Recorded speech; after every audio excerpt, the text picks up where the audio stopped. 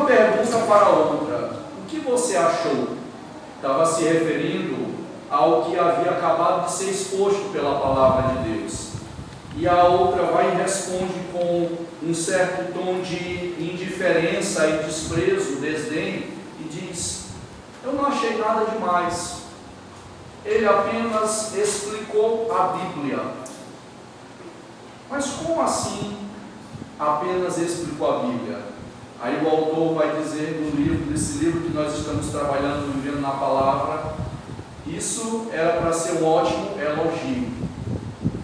Eu não sei se você já conversou com alguém, mesmo você não sendo pastor, não tendo um cargo de liderança, mas se alguém já se aproximou de você, desabafando o seu coração do profundo desejo de sair da sua igreja local, porque lá ela não está sendo alimentada adequadamente, simplesmente porque está faltando essa interpretação e essa explicação para que gere vida no coração daquela pessoa. Há muitos arraiais aonde o que está sendo ofertado são palhas, ao invés de pastos verdejantes. Isso era para ser algo maravilhoso no meio de toda a igreja, no meio de todo o povo de Deus. Mas assim como essa pessoa que de forma indiferente diz: ele não fez nada demais, apenas explicou a Bíblia.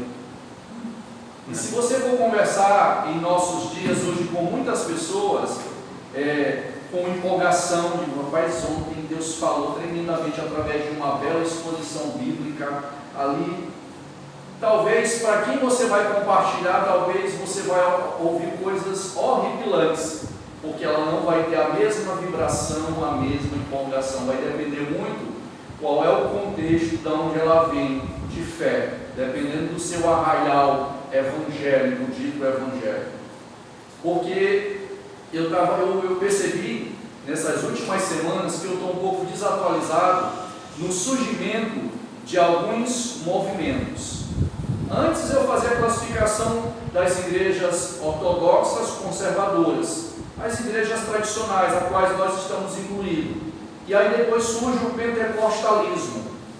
E aí do pentecostalismo nasce o neopentecostalismo. Aí eu parei aí, só que eu achei que eu estava numa vibe legal, mas só que eu percebi que eu estava desatualizado, porque agora está surgindo, está se tornando padrão no meio dos arraiais evangélicos brasileiros, um movimento onde está surgindo muitas igrejas, e que o nome do movimento é Igrejas da Visão Profética. Não é mais o neopentecostalismo. O neopentecostalismo contribuiu para o surgimento desse movimento da Igreja da Visão Profética. O que acontece? Ou o que não acontece? Isso aqui. Você não vê mais. Você ainda vê o púlpito. Pelo menos o púlpito você ainda vê. Mas você não vê mais nem o livro. É só profecia do começo ao fim, aonde as pessoas vão te dizer o nome do teu CPF, do teu endereço, de que Deus abriu portas, e aí é do começo ao fim, 1 hora, 2 horas, e o que mais me impressiona é que essas igrejas de visão profética, se tiver encontros 7 dias na semana, os 7 dias elas vão estar lotadas. Então percebam que quem nunca parou para sentar como vocês estão sentados e se deparou para ouvir a voz de Deus através da exposição das Escrituras, e de repente o pregador faz a leitura do texto, mas na hora de desenvolver a interpretação e a explicação, ele fala de tudo, menos do que o texto, do que o autor estava querendo dizer, e como os seus primeiros leitores entendiam aquela determinada passagem dentro do seu contexto. para que ele pudesse fazer as aplicações adequadas e eficazes. Quantos aqui experimentaram isso? E é bem frustrante, mas na cabeça dessa pessoa, ele simplesmente não fez nada demais, ele só explicou a Bíblia. E cada vez mais, irmãos, pasmem, está ficando escassos homens e mulheres de Deus, cheios do Espírito de Deus, fiéis na exposição da palavra de Deus. E nós precisamos, antes eu não compreendia porque era necessário continuar plantando igrejas, porque eu pensava assim, já tem muita igreja, em cada esquina há uma competição entre plantação de bares e implantação de igrejas. E aí eu digo, rapaz, tem muita igreja. E na cidade operária onde eu morava, recheada de igreja, para todo tipo, para todo gosto.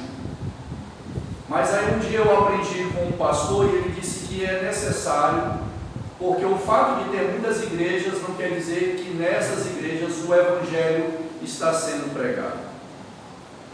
Eu participei de uma igreja que choveu de jovens que veio de um movimento neopentecostal e começaram a sair de um estado de receber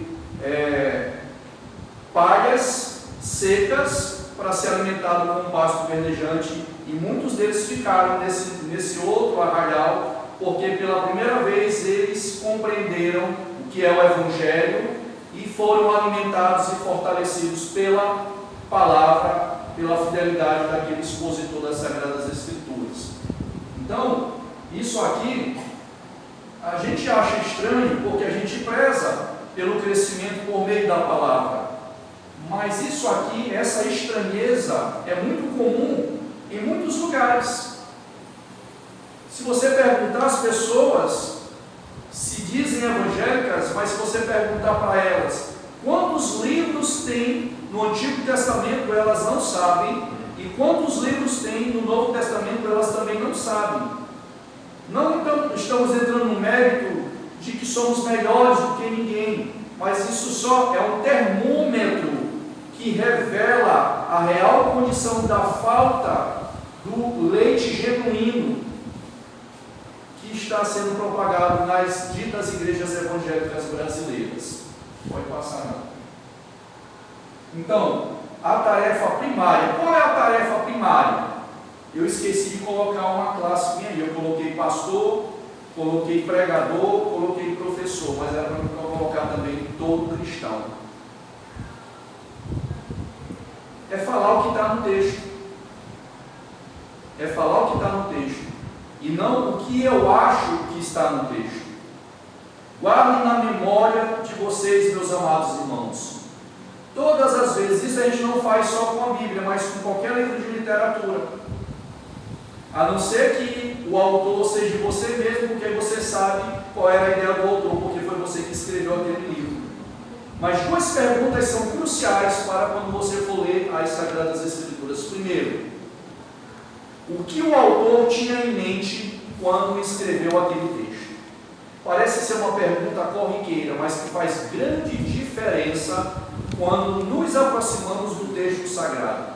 O que o autor tinha em mente quando escreveu aquele texto que está tão distante de nós em 2025? Segunda pergunta é: o que os primeiros leitores, com quais as lentes eles utilizavam ao se deparar com aquele texto daquele determinado autor? Essas duas perguntas vai fazer com que a gente mude a nossa postura ao nos relacionarmos com o texto. O que acontece hoje na maioria das vezes? Ao lermos o texto, nós já vemos com pressupostos formados e queremos em algum momento encaixá-los naquele texto. Essa equação ela é perigosa, ela é muito problemática e ela impede com que gere entusiasmo, alegria, estímulo para crescermos na graça e no conhecimento de quem é Jesus Cristo. Isso vai nos cansando. Nós vamos com um anacronismo. nós vamos com as nossas questões modernas para um texto que foi escrito há mais de 2000 anos, por exemplo. Com as nossas questões, com as nossas problemáticas, nós não podemos nos esquecer, irmãos, que todo texto ele pode ter várias aplicações, mas interpretação correta ela só tem uma. Entende? Ela só tem uma interpretação, né? Então, nós precisamos compreender isso. Mas é interessante, abra sua Bíblia lá no Salmo 119, versículo 34, e responda essa pergunta que está lá no slide. Qual foi o pedido do salmista? No Salmo 119, versículo 34.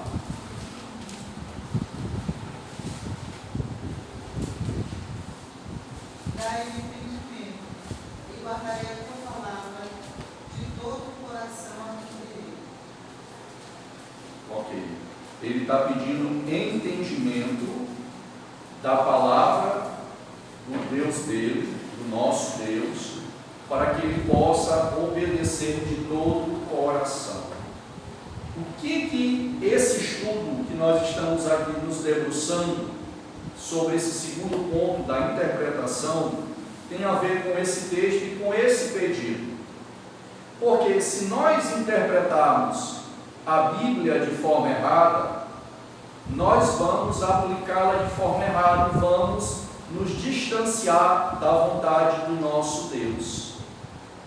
Nós temos que ler a Escritura, mas nós temos que ser lida por ela também. Não tem que ser uma via de mão dupla. Então, esse pedido é uma ótima sugestão para nós incluirmos na nossa oração. Senhor, dai-me entendimento da tua palavra, para que assim eu possa cumpri-la, para que eu possa obedecê-la. E isso nos mostra uma outra verdade, que a obediência a Deus não é fruto do nosso esforço humano, é fruto de uma capacitação do alto, e que a nossa responsabilidade é orarmos para que Deus tire as escamas dos nossos olhos, quebrante os nossos corações e recebamos a instrução correta pela iluminação do seu Santo Espírito. Dai-me entendimento da tua palavra, para que eu possa cumprir e obedecê-la de todo o coração. É interessante que esse segundo passo mais importante, que é a interpretação, enquanto o primeiro passo, que é a letrinha O, de observação, responde a seguinte pergunta: o que vejo? E nós trabalhamos em vários encontros os detalhes que nós temos que observar. Agora, nesse segundo passo, na interpretação, ela vai responder uma outra pergunta: o que isso significa? Então, nesse segundo passo da interpretação, nós vamos observar, nós vamos passar por um processo de construção do significado, e que há uma relação entre a observação e a interpretação. Nós vamos ver isso mais lá na frente. Pode passar. Ok, abra sua Bíblia lá em Neemias capítulo 8. Esse texto é muito legal.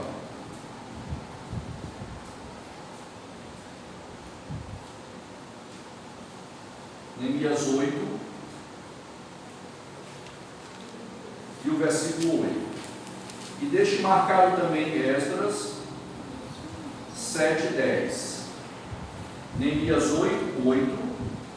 Vamos fazer o seguinte: um homem faça a leitura de Neemias 8, capítulo 8, versículo 8, e uma mulher leia Esdras 7, 10, capítulo 7, versículo 10. Um homem, Neemias 8, verso 8, e uma mulher, Esdras, capítulo 7, versículo 10.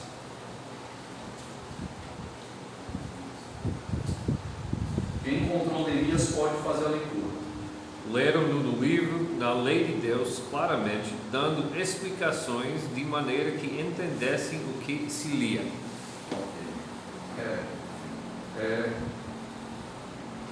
Eu não sei se já aconteceu, como eu falei anteriormente, que o pregador ele faz a primeira parte correta, ele faz a leitura, mas ele compra uma passagem que ele vai para um país tão distante, como fala lá no filme do Shrek, que ele não consegue mais voltar. E o povo também não está entendendo mais nada. E aí o povo está só na graça e na misericórdia. E aí o pastor que convidou esse determinado pregador já está com certeza agoniado para tomar o microfone da mão dele, né? Porque ele vai ter que consertar isso depois, porque é ele que pastoreia aquela igreja, né? E aí isso aí também é para ele aprender que ele coloca no púlpito da igreja dele, né? Não vigiou nessa área, não discerniu. Mas aqui em Neemias vai acontecer 3 elementos. Primeiro, uma leitura anteciosa. Lá na observação, nós trabalhamos 10 tipos de leitura. E uma das leituras foi a leitura anteciosa, sem pressa. Quem de nós, não precisa levantar a mão, quem de nós, ao acordar para fazer o seu devocional, já acorda naquela agonia desesperadora, faz uma oração fast food, e uma leitura também na mesma vibe e que está distante dessa leitura atenciosa, e aonde muitas pistas passaram batidas, não conseguiu entender nada do texto, mas foi só para aliviar a nossa consciência, para a gente não sair de casa com culpa, entende? Mas eu não sei o que é pior, se é sair de casa sem fazer leitura nenhuma, ou se é sair de casa após uma leitura desastrosa dessa maneira, entende? Porque nós não conseguimos às vezes ouvir a instrução do Senhor de maneira calma, tranquila, para guardar aquele entendimento, como o salmista fala no Salmo 119. Então, aqui dentro desse contexto, no versículo 7, ele vai dar uma lista de levitas, mas no versículo 9 está Neemias e também está Esdras e alguns levitas. E eles estão instruindo o povo. Então eles começam essa instrução como? Com a leitura da lei de Moisés. Algo que já estava no processo da revelação bíblica. Eles não inventam nada, eles fazem a leitura. Eu estava ouvindo um vídeo outro dia de alguns teólogos e pastores, e eu pensei que, eu não sei o pastor André, né, que tem mais tempo, e eles estavam falando, e os caras são professores de seminários, são pastores e professores de seminários, né, bem conhecidos aqui no Brasil, e diz que quando eles vão pregar, eles ensaiam a leitura, aquela leitura repetitiva, para poder, porque se você chegar aqui na hora da pregação, por exemplo, ou do ensino bíblico, e você já lê gaguejando, titubeando, isso já está passando uma certa mensagem. Eu não estou falando para quem está começando, que tem um nervosismo, tudo, não. Eu estou falando de pessoas que já têm uma certa experiência. Aí eu pergunto para vocês, para o público isso não pode gerar um certo bloqueio, um certo comprometimento? Eu tive um professor, isso pode acontecer por várias razões. Uma é que eu vou falar que esse professor compartilhou comigo, que ele chegou, ele é de uma denominação pentecostal, mas ele é muito estudioso, e ele chegou em uma certa congregação para cultuar a Deus, e o pregador estava preparando o sermão desse jeito, meia hora antes do culto, com um caderninho aqui desse jeitinho. Meia hora antes do culto, ele estava preparando o seu esboço, o seu sermão da pregação daquela noite. Entende? Como é que não fica a pressão? Se a pessoa que se prepara durante a semana todinha, ela sente o peso da responsabilidade. Imagine quem vai fazer as coisas na correria, sem um planejamento, sem uma busca, sem uma dependência. Isso, na verdade, é falta de uma compreensão de dependência de Deus. Então, houve uma leitura atenciosa. O texto vai dizer que eles interpretavam, eles estavam interpretando o texto e explicando. Aí eu pergunto, essa interpretação e essa explicação que está em Neemias 8:8, qual era o fim, qual era o objetivo? O texto está dizendo, olha aí no texto e digam para mim, para que o povo entendesse. Aí entra o pedido do salmista lá, o Salmo 119, 34. Dai-me entendimento da tua palavra para que eu obedeça de coração. Quando nós não compreendemos o que o texto fala, nós podemos até querer praticar, mas como nós vamos praticar se nós não compreendemos qual é a vontade de Deus naquele texto? Então, a interpretação ela é importante primariamente para que possamos compreender qual é a boa, perfeita e agradável vontade de Deus. Por isso nós temos que estudar a Bíblia todo santo dia. Porque ninguém ainda chegou no ápice, no cume, no nirvana, como fala os esotéricos, no ponto máximo de contemplação, de obediência. Existem muitas coisas que precisam ser trabalhadas em nós e que nós precisamos aplicar no nosso viver diário. E é a palavra que vai nos instruir. É a palavra de Deus. E aí há uma explicação visando o entendimento dos ouvintes. Então, isso aí, resumindo, irmãos, é uma pregação expositiva. Uma boa leitura bíblica, firme, compassadamente, sem porque que é bom às vezes também ler várias vezes aquele texto quando você vai fazer um devocional, pregar ou dar um estudo, ou até mesmo evangelizar, porque às vezes você pode atropelar a pontuação e mudar todo o sentido do texto, e aí gera problema, gera confusão, e pode acontecer, né? Então nós temos que ter esse direcionamento, ok? A pregação expositiva é uma leitura, uma boa interpretação e uma aplicação, que ela pode ter de várias formatações. A aplicação, sim, você pode aplicar dentro do seu contexto de vários direcionamentos. Pode passar. Agora, o que quer dizer interpretação? Nós vamos ver lá na frente, se der tempo, é que a Bíblia, ela tem uma dupla natureza. Ela é humana, mas ao mesmo tempo ela é divina. E por ela ter essa dupla natureza, gerou-se barreiras e vários distanciamentos na nossa compreensão do texto. E que nós precisamos saber, um por um, quais são esses distanciamentos, tanto de ordem humana, tanto de ordem divina, e nós vamos ver um pouquinho mais lá para frente. Então, interpretar, eu coloquei um conceito, na verdade eu extraí lá do livro, que está relacionado a esse distanciamento. Então, interpretação é tentar transpor as barreiras desse distanciamento, que mais lá na frente vocês vão compreender em suas várias formas, como nós vamos mostrar, a fim de chegarmos ao sentido exato do texto. Então, o grande problema hoje é que o sentido do texto hoje não está importando mais. O que está importando hoje, irmãos, são as reações que eu tenho do texto. Que reações? Emocionais, sentimentais e particulares. Então, eu olho aquele texto, aí é que surge aquele problema da seleção de textos. Eu vou selecionar textos, porque se eu não tiver num dia muito bom e aquele texto me confronta, as minhas reações não vão ser legais para com aquele texto. Então Deus não está falando comigo naquele texto, porque na verdade por detrás eu não aceito aquela confrontação. Então é tentar transpor essas barreiras. Por isso que tem textos que vai dar trabalho.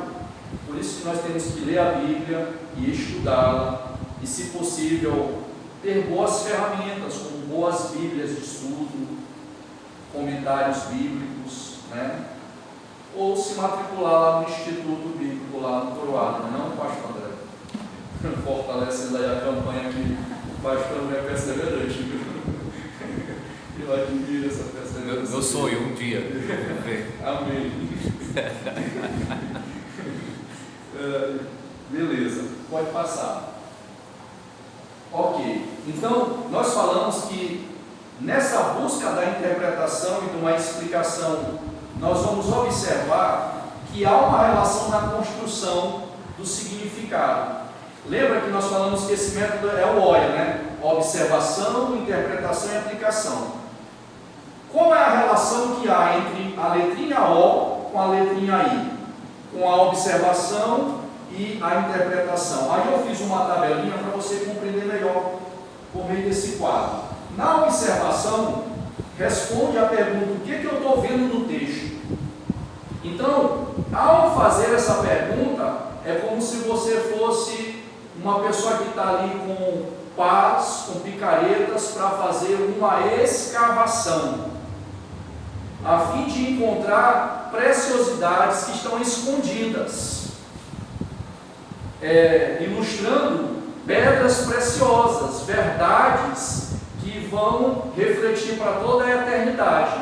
Então, vai ter que ter um planejamento para aquilo, para usar as ferramentas adequadas. E uma das ferramentas é o que nós estamos fazendo ao longo desses meses, trazer para a igreja esses estudos bíblicos de métodos de interpretação, de observação e interpretação. Então essa é a primeira fase, a fase da escavação para a construção do alicerce. E essa fase, eu fui dar um treinamento numa comunidade terapêutica Transformar, e eles também são de uma ordem de uma igreja evangélica.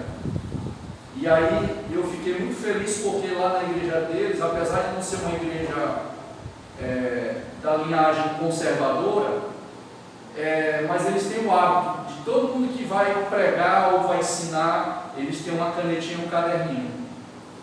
Isso é bom, isso educa o povo. Isso é um método bereano no século 21, entendendo? Porque aí você não vai engolindo qualquer coisa. E isso também acaba dando uma mensagem para quem sobe no púlpito: olha, o povo está antenado. O povo quer ouvir a voz de Deus pela fidelidade da exposição das Escrituras. O povo não quer ouvir o homem. E isso é bom, porque é uma mensagem para ambos os lados, para quem está sentado lá e para quem está aqui em pé transmitindo as verdades do Deus eterno. Então, a observação é esse processo de escavação, construção do alicerce. Então, a relação que há entre essa observação com a interpretação é porque enquanto na primeira você vai escavar e construir o alicerce, agora aqui na interpretação você vai responder o que aquele texto significa, e você agora vai começar a levantar as primeiras fiadas dos tijolos, tijolinho por tijolinho. É a interpretação. E aí você consegue fazer uma associação melhor da relação que tem no primeiro processo, no primeiro passo, que é a observação, é a escavação, a construção do alicerce, e agora na interpretação você vai, de maneira habilidosa, na dependência de Deus, você vai colocando tijolinho por tijolinho. Agora temos que ter cuidado, porque uma vez o meu pai contratou um pedreiro e que o resultado final do muro da casa dele foi desastroso. Se nós comparássemos aquele muro com os métodos de interpretação bíblica, era altamente danoso e herético para o crescimento da igreja. Então, isso aqui ficou só para você compreender melhor por meio desse quadro, que há uma relação, ou seja, observar bem é interpretar bem. Então, negar essa primeira etapa é negar a segunda, porque é lá que você vai fazer a apuração de informações, de pistas importantíssimas que nós já tratamos, para que vai ser colocada diante da mesa para que comece a montagem desse quebra-cabeça, que nós chamamos de interpretação. E é aí que nós ouvimos a voz de Deus quando o próprio texto de Neemias fala que interpretando e explicando para que o povo entendesse. Agora, quem pode ler Esdras 7:10. Porque Esdras tinha disposto o coração para buscar a lei do Senhor, e para cumprir, e para ensinar a Israel seus estatutos e seus juízos. Ok. Então, aqui nós observamos que Esdras também tinha um propósito firme no coração. Qual era? Estudar a lei do Senhor. Isso aqui deve ser também a nossa missão primordial. Antes de nós realizarmos qualquer coisa para Deus aqui na terra, nós devemos estar mergulhados na sua santa palavra, em comunhão com Ele, recebendo dele a instrução dele, sendo instruído por Ele. E aí, como consequência natural, você vai ser um instrumento nas mãos dele. Não adianta nós queremos apenas sermos instrumentos na mão de Deus, sem sermos habilitados pelo próprio Deus. E quem nos habilita, irmão, é o crescimento na instrução da lei do Senhor, da palavra de Deus. Não há outro caminho. Pode haver muitas estratégias, muito método, mas essa é a essência, tanto no Antigo Testamento quanto no Novo Testamento. Então, Esdras, ele tinha decidido dedicar a estudar a lei do Senhor. Para quê? Qual é o segundo verbo que aparece aí, depois que diz que ele se dedicou a estudar a lei do Senhor? Para o quê? Para cumprir, para praticar. E isso só reforça o que nós falamos anteriormente. Uma boa interpretação, uma boa exposição bíblica, ela deve nos levar a um crescimento de vida de obediência. Você quer saber se você está interpretando adequadamente as Sagradas Escrituras? Faça uma retrospectiva, como está o seu estilo de vida após os seus estudos da Bíblia e suas leituras. Se nós estivermos estagnados ou regredindo na fé, na nossa caminhada, nas nossas tomadas de decisões, nos nossos relacionamentos, é uma grande sinalização que talvez não estamos compreendendo adequadamente aquela palavra que Deus tem tentado instruir ao nosso coração. Ok, pode passar, meu querido. Então, por que temos de interpretar as Escrituras? Aí o autor lá, que eu não voltei, ele faz duas perguntas interessantes. Não seria melhor nós abrirmos o texto e ir logo para a prática? E logo praticar? E aí, em alguns meios mais radicais, é só orar e o Espírito vai iluminar e Deus vai colocar a palavra dele na minha boca, porque tem pessoas que entendem assim. Porque eu oro quando eu estou a sós com Deus, eu faço aquela oração: Senhor, coloque as tuas palavras no meu coração e nos meus lábios. Eu faço essa oração. Só que quando eu faço esse tipo de oração, eu estou entendendo que a vontade dele é para que eu estude as Sagradas Escrituras e tenha discernimento. Mas no entendimento de alguns grupos, essa interpretação que é nossa e de muitos grupos sérios, não é de outros grupos. Eles entendem que é algo automático e instantâneo. O Espírito Santo vai soprar e o entendimento ali no púlpito. Eu não preciso estudar as Sagradas Escrituras durante a semana, preparar direitinho, porque o Espírito Santo ele vai me revelar, o que eu tenho que falar. E eu particularmente eu tenho dificuldades. Por quê? Lembra quando Jesus reúne com os discípulos para dar as suas últimas orientações, a partir do capítulo 14 do Evangelho de João? Jesus falou uma coisa interessante, que ele precisaria subir, porque senão não desceria o Espírito da verdade, o Espírito Consolador. E Jesus ele dá uma pista interessantíssima que a igreja tem que estar antenada, pastores, membros congregados com essa verdade. Ele diz aí, quando ele descer, olha que coisa interessante, ele vos fará lembrar de eu vos ensinei. Ou seja, ele está mostrando para os apóstolos, porque Jesus foi o próprio seminário. Né? Hoje tem os seminários que é um prédio, a pessoa fica lá internada e tudo, né? Tem uns que é só meio expediente. Mas Jesus, eles caminharam com Jesus por 3 anos ou 3 anos e meio, aprendendo ali, né?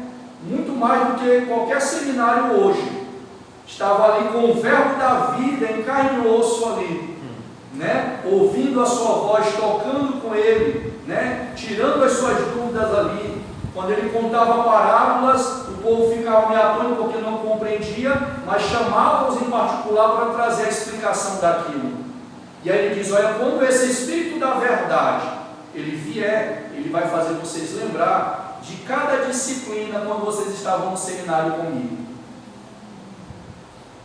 Da martiologia, da soteriologia, da escatologia, vos fará lembrar. Então, a ação do Espírito de Deus é primordial na vida da igreja, na vida de um homem de Deus, na vida de uma mulher de Deus, de um pastor, de um pregador, de um professor, no que diz respeito princípios interpretativos das Sagradas Escrituras.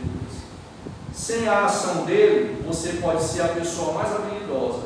Aí você vai cair no extremo do método histórico crítico, que nega toda a inspiração, toda a autoridade e toda a providência divina no processo da revelação bíblica. Que foi o que aconteceu na história por meio dos teólogos liberais. Então, o tempo e a distância lançaram barreiras entre nós e os escritores bíblicos. E isso dificulta um pouco na nossa compreensão. Pode passar, meu amigo. Então, nós vamos ver agora, como nós falamos anteriormente, as 2 naturezas da Bíblia. A Bíblia, ela não caiu pronta do céu.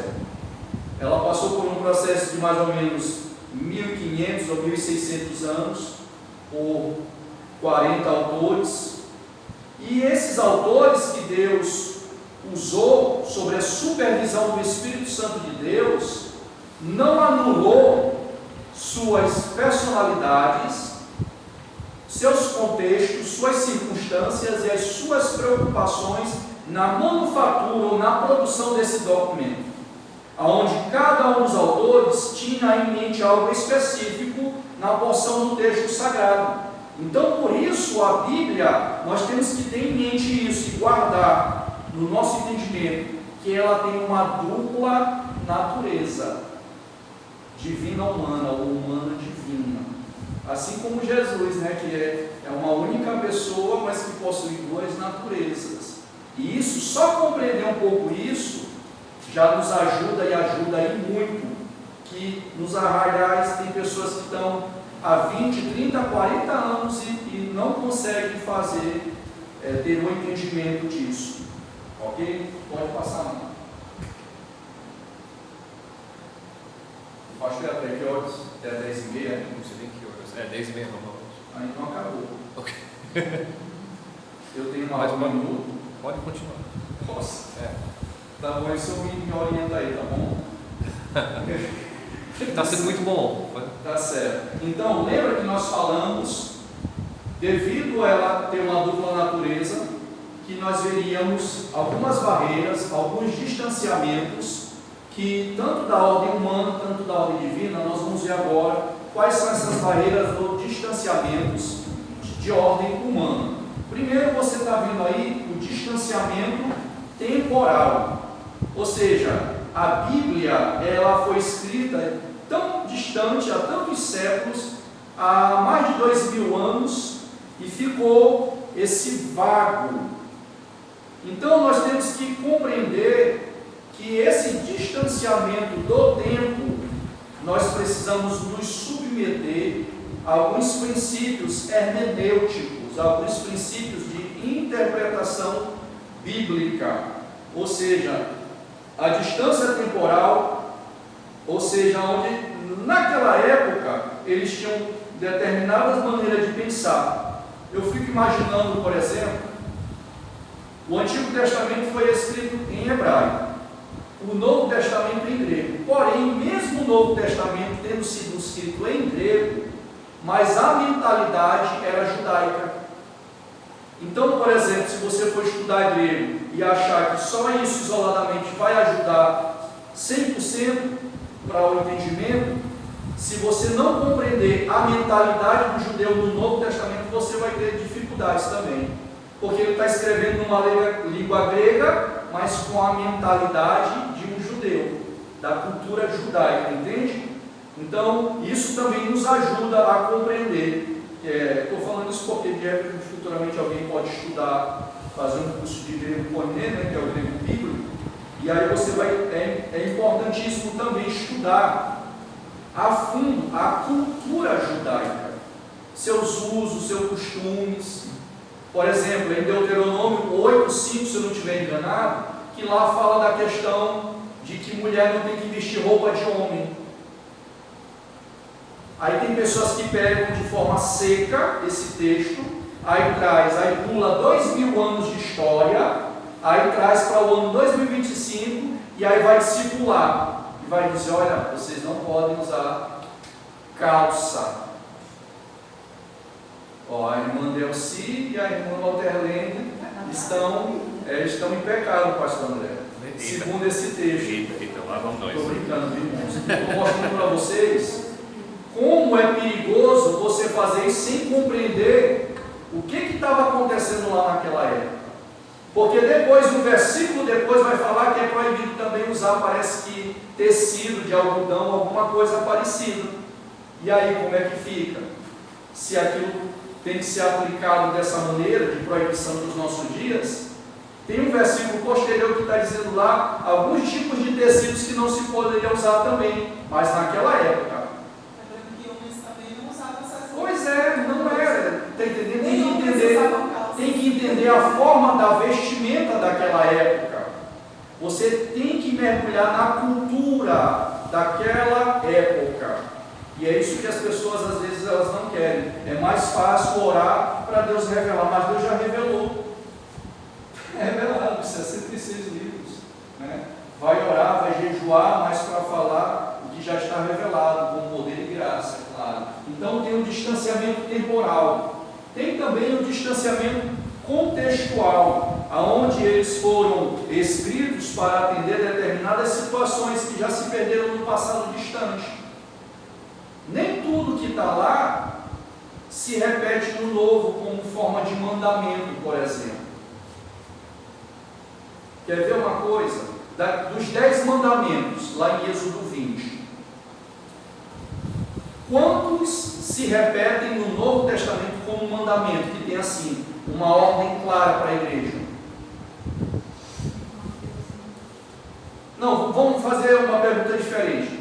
Quantos não se repetem como um mandamento declarado para a igreja, explicitamente, uma carta paulina, uma carta de João?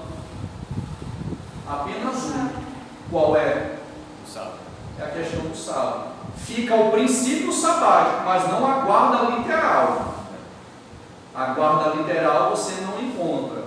Né? Eu já conversei com uma amiga minha adventista, que eu admiro muito, respeito muito, e aí ela não soube me responder. Eu perguntei para ela me mostrar um texto no Novo Testamento e que, se repetisse, eu não teria dificuldade nenhuma em guardar o sábado de forma literal. Não teria nenhum problema com isso.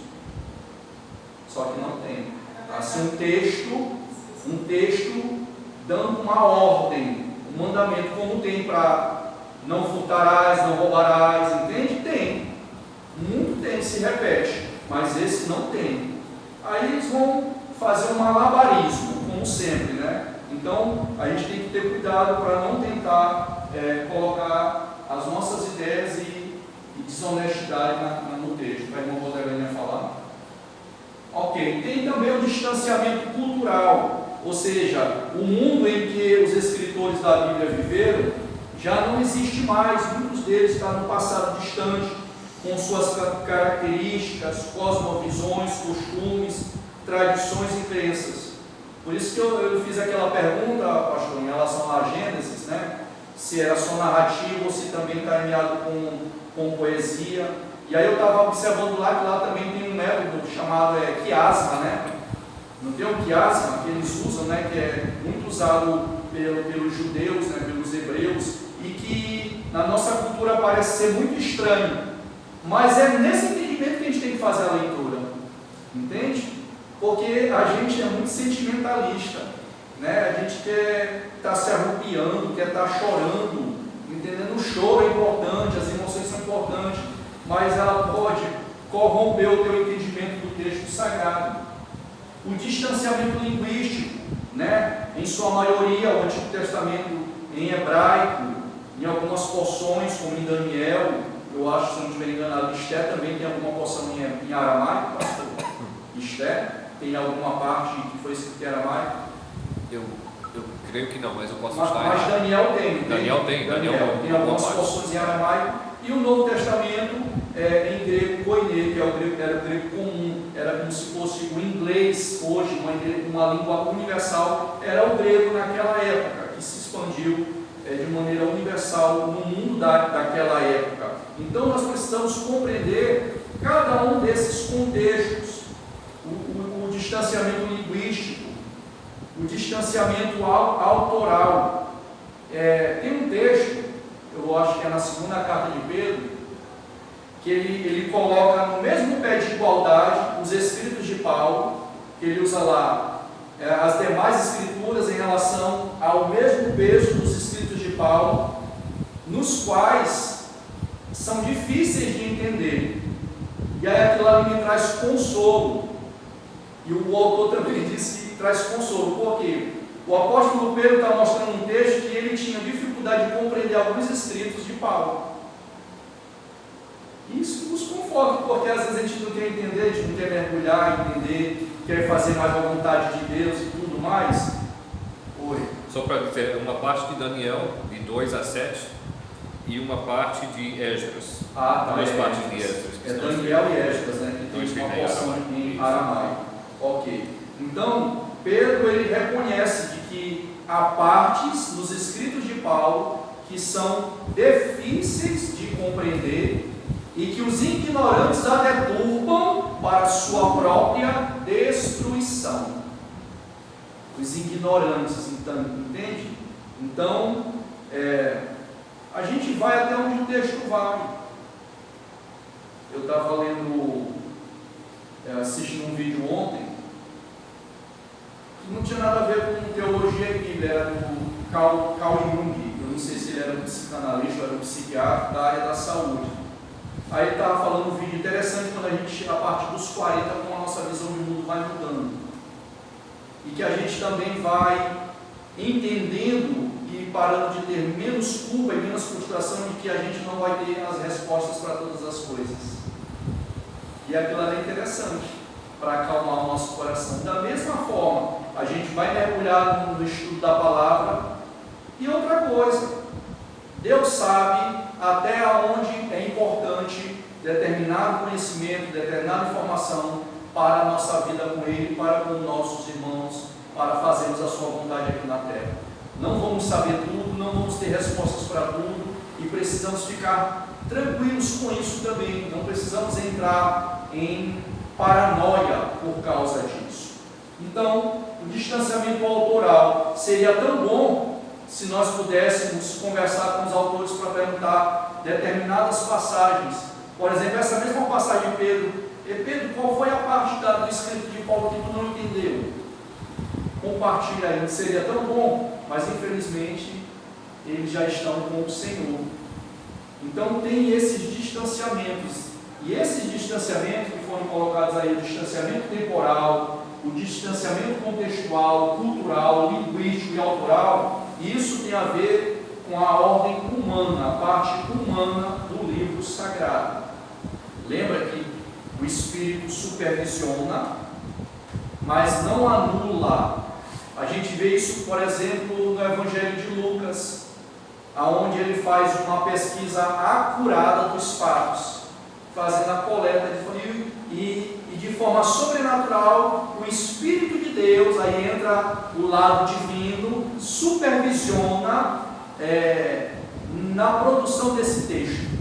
que é o que nós chamamos da sua inspiração. Que o método crítico, o método histórico crítico, ele nega a inspiração, a inerrância, aonde a Bíblia, quando eu me converti, essa frase quase não se utilizava. Que a Bíblia, ela não é a palavra de Deus, mas ela contém a palavra de Deus. Aí você pode dizer assim, mas é quase a mesma coisa. Não é quase a mesma coisa, não. Quando você diz que a Bíblia não é a palavra de Deus, mas contém, aí surge a pergunta, e o que está nela? O que é a palavra de Deus? Aí vai entrar, não tem para onde correr, vai entrar no subjetivismo. A irmã Moderna vai escolher o que é a palavra de Deus para ela, eu vou escolher uma parte que eu me simpatizo mais, o irmão Denilson vai escolher um outro texto, ou seja, vai se tornar uma mensagem livre, né? Uma mensagem meio hippie, entendeu? É a aplicação hoje. E isso resulta a igreja da visão profética, porque eles não têm a preocupação com abrir o texto para expor o texto, mas é o que Deus revela naquele momento, e aí eu vou dizer lá o número do CPF do pastor André, aí o pastor André vai ficar impressionado e vai dar uns 2 glória a Deus, fala o mistério e rodopia, entendeu? Porque Deus falou com ele, porque deu o número do CPF. Aí, outro dia, descobriram uma máfia do pontinho, daquele sinalzinho que um se comunica com o outro, né? E aí tinha alguém em algum lugar em um computador, no sistema, que já tinha pesquisado as famílias, os moradores daquele bairro, aonde aquele pregador iria pregar.